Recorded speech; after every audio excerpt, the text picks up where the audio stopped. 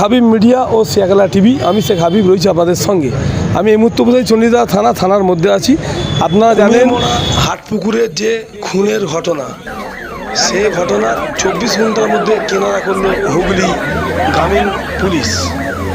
24 ঘন্টার মধ্যে যাকে গ্রেফতার করেছে, যে মৃত ব্যক্তির স্ত্রীর সঙ্গে অবৈধ সম্পর্ক ছিল, এমনটাই জানা যাচ্ছে হুগলি গ্রামীণ পুলিশ তরফ থেকে। হুগলি গ্রামীণ পুলিশের তরফ থেকে একটা চণ্ডীদাস থানায় প্রেস কনফারেন্স হয়। প্রেস কনফারেন্সে উপস্থিত ছিলেন অ্যাডিশনাল এসপি কিষাণু রায়। এবং আরও একদিকে জানা যাচ্ছে খুন হয়ে যায় যে ব্যক্তি, এমনটাই জানা যাচ্ছে রবিবার রাত্রিরে দুজনে একসঙ্গে মদ্যপান করেছে। মদ্যপান করার পর তারপরেই কিন্তু খুন করেছে, এমনটাই জানা যাচ্ছে। যে হলুদ স্কুটি ছিল তাতে কিন্তু চাপ রক্ত লেগেছিল। ধারালো অস্ত্র দিয়ে মানে খুন করা হয়।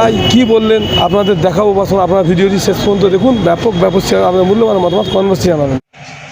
জানেন যে 31 তারিখ রাত্রি 8:45 নাগাদ আমরা ওই কুমিরমোড়া পিডব্লিউডি রোডে একটি রক্তমাখা স্কুটি প্রথমে দেখতে পাই, এবং স্কুটি দেখার পরে আমরা চারিদিকে তল্লাশি শুরু করি। পুলিশ সেখানে যায়, দোকান লোকজনও ছিল।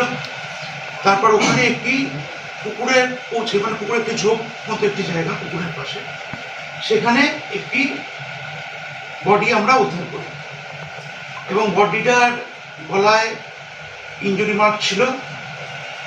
এবং সেই বডিটা আমরা উদ্ধার করার পরে জানতে পারি এই বডিটা হচ্ছে শ্রীমন্ত কোড়া, যার বয়স হচ্ছে 50। এই মৃত ব্যক্তিটি হচ্ছে শ্রীমন্ত কোড়ার বডি। তো বডিটি পাওয়ার পরে আমরা বডিটি উদ্ধার করে পোস্টমর্টমের জন্য পাঠাই। তারপরে আমরা ওই যিনি মারা গেছিলেন তার দাদা একটি কমপ্লেনও করেন। শ্রীকান্ত কোড়া একটি চণ্ডীতলা থানায় একটি কমপ্লেন করেন। সেই কমপ্লেনে থানায় একটি কেস হয়, চণ্ডীতলা থানা কেস নম্বর 674/25। যে সেকশনে কেস হয় সেটা হচ্ছে 103, 238, 3-5 বিএনএস। এই সেকশনে আমরা একটি কেস স্টার্ট করি, এবং কেস স্টার্ট করার পরে আমরা কিভাবে মারা গেল সেটা তদন্ত আমরা শুরু করি। তদন্ত করার সময় আমরা প্রাথমিকভাবে যেটা জানতে পারি, যে ব্যক্তি মারা গেছে তার স্ত্রী, তার নাম হচ্ছে টুম্পা ক্ষেত্রপাল, তার সঙ্গে একটি ছেলে যার নাম হচ্ছে বরুণ হালদার, বয়স 26, যার বাড়ি হচ্ছে শিবকালীনগর, পিএস হচ্ছে হারুট পয়েন্ট, দক্ষিণ 24 পরগনা। তার সঙ্গে একটি অবৈধ সম্পর্ক ছিল, এবং সেই সম্পর্কের জেরেই এই খুনটি হয়েছে বলে আমরা প্রাথমিক তদন্ত করি। এবং তারপরে আমরা এই যে ছেলেটি আছে বরুণ হালদার, তার খোঁজ আমরা করতে শুরু করি, এবং অবশেষে তাকে আমরা আহত অবস্থায় কাকদ্বীপ সুপার স্পেশালিটি হাসপাতালে তাকে আমরা পাই। এবং পাওয়ার পরে আমরা যখন নিশ্চিত হই যে সে এই ঘটনাটা ঘটিয়েছে, তারপর সেখানে আমরা পুলিশ গার্ড প্লেস করি, এবং আজকে বিকেল 5:05 নাগাদ তাকে আমরা অ্যারেস্ট করি। এই হত্যা মামলায় তাকে আমরা অ্যারেস্ট করেছি। এবং এই ঘটনাটায় যে মৃত ব্যক্তি ছিল অর্থাৎ শ্রীমন্ত কোড়া, তার যে স্ত্রী অর্থাৎ টুম্পা ক্ষেত্রপাল, তার ইনভলভমেন্ট কতটা আছে এবং সে এই হত্যার সঙ্গে কতটা জড়িত আছে সেটা জানার জন্য তাকে আমরা আটক করেছি, এবং দফায় দফায় জিজ্ঞাসাবাদ চলছে। এবং এটা আমরা পরবর্তী ক্ষেত্রে ইনভেস্টিগেশন পিরিয়ডে, বা যখন আমার এই অ্যারেস্টেড যে হয়েছে আমার বরুণ হালদার, ওকে যখন আমরা থানায় এনে পুলিশ রিমান্ডে নিয়ে আসবো, আমরা আরও নিশ্চিত হব যে এই মার্ডার ক্ষেত্রে সে একাই ছিল, তার সঙ্গে এর স্ত্রী বা অন্য কেউ জড়িত ছিল নাকি, বা কী দিয়ে সে মেরেছে, সেটা আমরা নিশ্চিত হওয়ার পরে আমরা তদন্তের বাকি পাঠটা করব। তবে আমরা এখনো অবধি যেটা পেয়েছি সেটা ওই যে হত্যাটা করেছে সেটা আমরা নিশ্চিত হয়েছি, এবং তার বেসিসেই তাকে আমরা অ্যারেস্ট করেছি। এবং ঘটনা ঘটার 24 ঘন্টার মধ্যেই আমাদের চণ্ডীতলা থানা তথা হুগলি রুরাল জেলা পুলিশ এই মৃত্যুর ঘটনার কিনারা করেছে, হত্যা ঘটনার কিনারা করেছে, এবং যে অভিযুক্ত আছে তাকে ইতিমধ্যেই অ্যারেস্ট করা হয়েছে। বরুণ হালদার কি এখানেই থাকতেন না ওখান থেকে? অ্যাকচুয়ালি বরুণ হালদার যে ছিল এবং যে মৃত ব্যক্তি ছিল তার স্ত্রী, দুজনেই এখানে একটি জলের ফ্যাক্টরিতে কাজ করত, এবং সেই সূত্র ধরে এরা একটি বাড়িতে ভাড়া থাকতো। সেই বাড়িটা ছিল হচ্ছে আপনার কুমিরমোড়া স্টেশনের কাছে, ঠিক আছে। এবং যে ছেলেটিকে আমরা অ্যারেস্ট করেছি সে ওই হাটপুকুরে একটি বাড়িতে ভাড়া থাকে। এবং তারা সন্ধ্যেবেলা কালকে একসাথে মদ্যপান করেছে, এটাও আমরা প্রমাণ পেয়েছি। এবং মদ্যপানের পরেই সে যে ঘটনাটা ঘটিয়েছে সেটাও আমরা এখনো অবধি প্রাথমিক তদন্তে পেয়েছি। এদের বাড়ি কোথায়? মূলত এদের বাড়ি কোথায়? কাদের বাড়ি? এই যা মারা গেছে যে, মানে মারা গেছে বলতে এই যে শ্রীমন্তপুরা, হ্যাঁ সীমন্ত। এদের বাড়ি হচ্ছে অ্যাকচুয়ালি চাঁদপুর পান্ডুয়াতে এদের অ্যাকচুয়াল বাড়ি, এবং এখানে এরা থাকতো। এবং এই যে মারা গেছে সে রাজমিস্ত্রি কাজ করতো, এবং ওনার স্ত্রী সে হচ্ছে ওই জলের ফ্যাক্টরিতে, বললাম এই অভিযুক্তের সঙ্গে একসাথে কাজ করে। বলছিলাম স্যার, স্কুটিটা তো ওখানে চালু অবস্থা ছিল, কি ওখান থেকে মেরে তারপর দোকানে নিয়ে গেছিল? যেটা এখন আমরা পেয়েছি যে স্কুটিতে ওরা একসাথে ছিল, থাকার পরে স্কুটিতে থাকা অবস্থায় তারা এই ঘটনাটা ঘটিয়েছে। সেই জন্য আমরা কিছু প্রমাণও ওখানে পেয়েছি।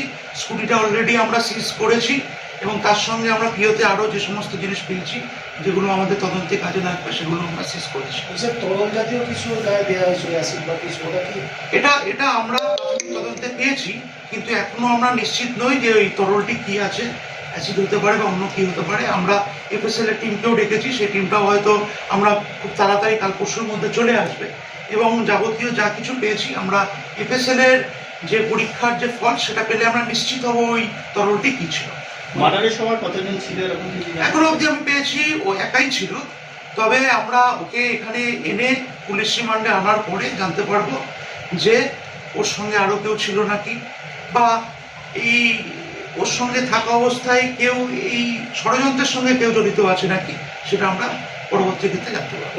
মদ্যপানের মানে মদ্যপান করতে গিয়ে মেরেছে না গাড়িতে মারা গেছে? তা প্রাথমিক যেটা পেয়েছি যে দুজনে বসে একসাথে মদ্যপান করেছে, এবার তারপরে মদ্যপান করার সময় মেরেছে বা করতে যাওয়ার সময় মেরেছে সেটা এখনো আমরা পরবর্তী ক্ষেত্রে তদন্তের ক্ষেত্রে বলতে পারি। কি ব্যবহার করা হয়েছিল কিছু জানেন? প্রাথমিকে আমরা মনে হচ্ছে কোনো ধারালো অস্ত্র ব্যবহার করা হয়েছিল, সেই ধারালো অস্ত্রটা এখনো আমরা উদ্ধার করতে পারিনি।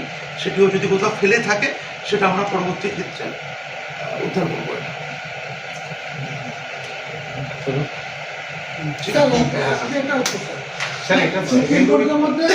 হ্যাঁ, এখন অবধি পেয়েছি। 24 ঘন্টার মধ্যে একটা মার্ডার কেসের একটা টিম ওইটা থানা উদ্ধার করে, মানে একেবারে সাফল্য। এটাকে আপনি কিভাবে বলবেন? কথা প্রতিক্রিয়া। হ্যাঁ, এটা হচ্ছে আমাদের চণ্ডীতলা থানা জানেন যে বহুদিন থেকে বা কিছুদিন ধরেই এই সমস্ত ঘটনার ক্ষেত্রে খুবই তৎপর থাকে, এবং এই ঘটনা ঘটার সাথে সাথে যে যে অ্যাঙ্গেলগুলো আমাদের দেখা দরকার সেগুলো সাথে সাথে দেখা হয়, এবং দেখা হওয়ার ফলেই আমরা ঘটনার 2-1 ঘন্টার মধ্যেই আমরা চেষ্টা করি প্রত্যেকটা ঘটনার যাতে আমরা একদম সূত্রে চলে যেতে। তো এই ক্ষেত্রেও তাই হয়েছে, আমরা বিভিন্ন সূত্র ধরে কি কি কারণে মারাটা হতে পারে সেই কারণগুলো আমরা উদ্ধার করার চেষ্টা করেছি, এবং তার জন্যই সফলতা হয়েছে। ঠিক আছে, 14 মহিলা এবং যে অ্যাকিউজড মানে যে আসামি সেখানে তাদের মধ্যে এখনো তাদের কি কোনো পূর্ব পরিকল্পনা ছিল যে একে সরিয়ে দেওয়া? ওটা এখনো অবধি আমরা বলার মতো জায়গায় নেই। আমরা তদন্ত চলাকালীন বলতে পারবো যেটা কোনো পরিকল্পনা আগে থেকে ছিল না হঠাৎ করে হয়েছে, সেটা এখনই বলা আমাদের পক্ষে সম্ভব না। হ্যাঁ, সেটা তো একটা ঝামেলা নিশ্চয়ই হয়েছিল। সেটা কি হয়েছিল, যেটা যতক্ষণ না আমরা আসামিকে এখানে নিয়ে আসতে পারছি, তাকে জিজ্ঞাসাবাদ করতে পারছি, ততক্ষণ এখনো আমাদের কাছে পুরো ক্লিয়ার নয়। আমরা প্রাথমিক তদন্তের বেসিসেই আমরা জানতে পেরেছি, যেটুকু পেয়েছি। হ্যাঁ, সেটা আমরা প্রাথমিক তদন্তে পেয়েছি যে ওর স্বামীর সঙ্গে বিবাহিত অবস্থায় এই বহির এরকমই একটি কোনো কারণ আমরা পেয়েছি।